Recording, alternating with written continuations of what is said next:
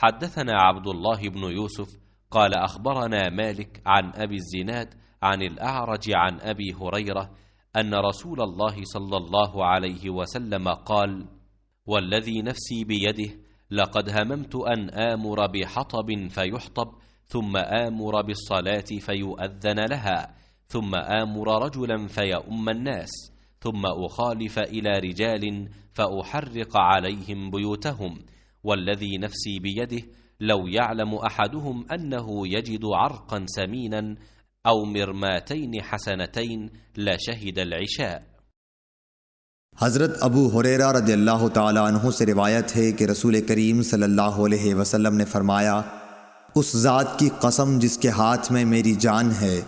मैंने इरादा कर लिया था कि लकड़ियों को जमा करने का हुक्म दूँ, फिर नमाज के लिए कहूँ, इसके लिए अज़ान दी जाए,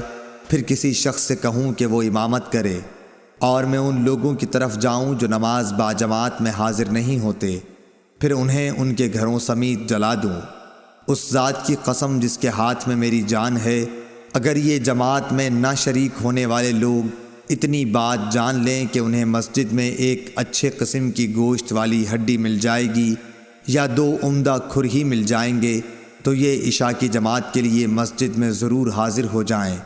सही बुखारी हदीस नंबर 644।